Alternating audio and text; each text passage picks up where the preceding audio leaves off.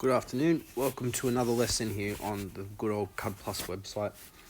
So just a quick look at how we can prove a pair of triangles are similar. So it's very similar to the congruence tests we did before, just sides aren't going to be equal to each other obviously, they will be in proportion most of the time. So there's 4 tests, just like there was in congruence.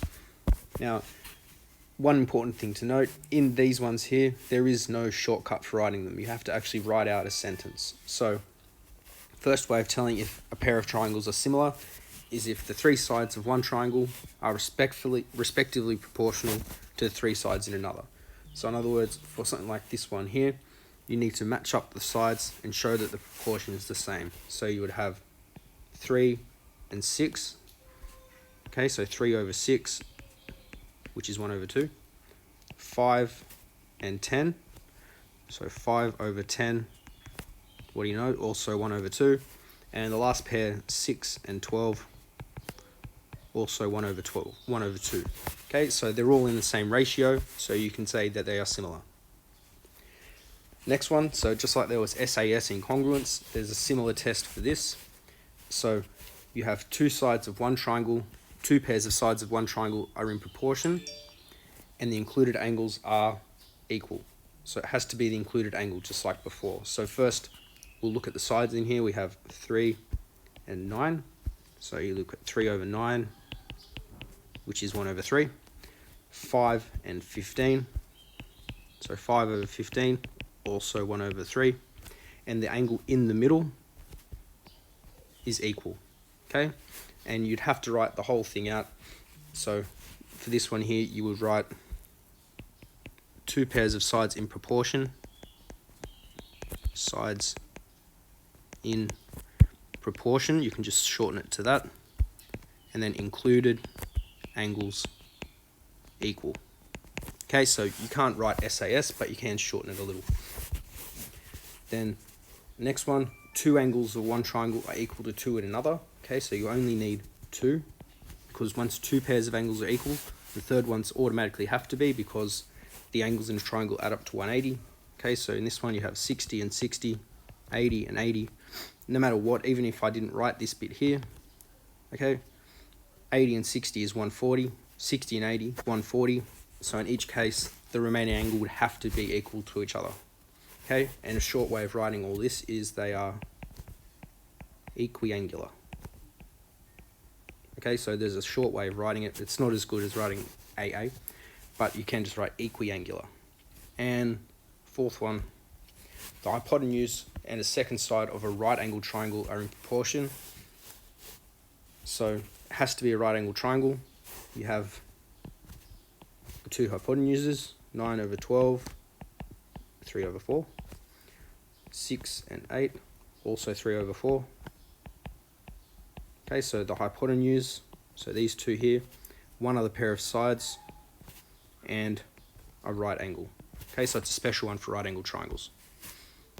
And another thing to note, when naming similar figures, you need to have all the sides in order, so all the angles have to be written in order. And by convention, like I said before, you cannot use these things here. Alright, they're only for congruent triangles. Okay, so let's have a look at how we can actually work them out. So first, this one here, we want to work out, are they similar? So look at sides that match up, because we only have information about sides. So 4.8 and 6,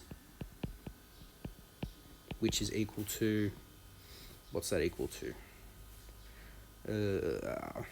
4 over 5. 8 over 10, also 4 over 5, so this and this. And 9.6 over 12, also 4 over 5. So which test? 3 pairs of sides in proportion. Okay, so you can just shorten it to that. Next one, big hint here, there's a right angle.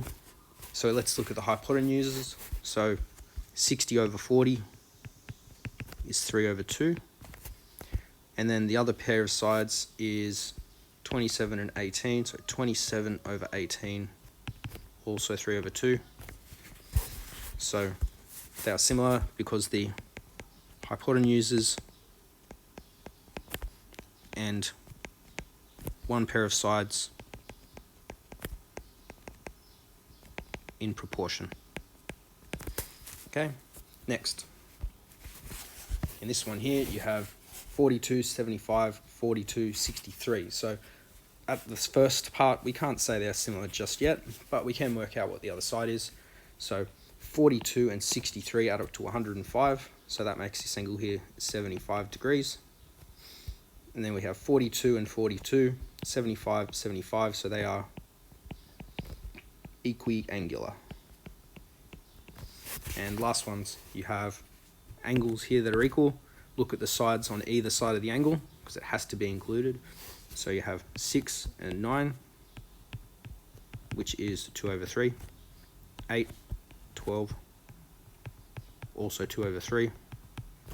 So it's 2 pairs of sides in proportion,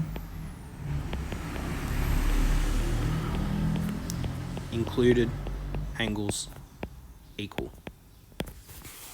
Okay, so you cannot shorten the test to just letters like incongruence.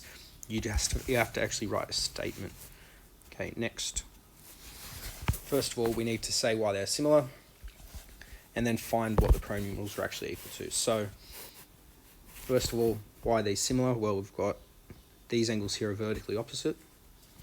Then we look at the other sides. We have 8/12 would be 2/3, 6/9, 2/3. So 2 pairs of sides in proportion, included angles equal. Okay, and the pronumerals, so you need to match the angles and the sides together. So 8 and 12 matched up, so that means that this will be equal to this. So Q is 77 and P is 38. Okay, next. So again, we need to work out why they are similar. So we need to look at the sides that match up. So you'll have, first of all, we look at the shortest sides in each one, 21/30, that'd be 7/10. The next shortest, 28/40, 7/10. And the other one is 35 over the whole thing here, 50, also 7/10. So 3 pairs of sides in proportion. Okay, and then the pronumerals. So opposite the smallest side in this triangle is y. Opposite the smallest triangle opposite the smallest side in this triangle is 37. So 37. Opposite the second smallest side in this triangle is x. Second smallest in this one, 53. So x is 53. And last of all here, again, what have we got? So this time, again, you've got right angle. You have 29 and 14.5. So that's in a ratio of 1 to 2. This here means that this side here is going to be the same as this bit here. So they'd also be in the ratio of 1 to 2. Okay, this whole long thing here is twice as long as this. So hypotenuse and one other pair of sides in proportion. So then the angles, well, E will be equal to 44, F will be equal to 46. Okay, so we'll do a little bit more of this on Monday in our lesson on Zoom. Other than that, have a good weekend. See you next week.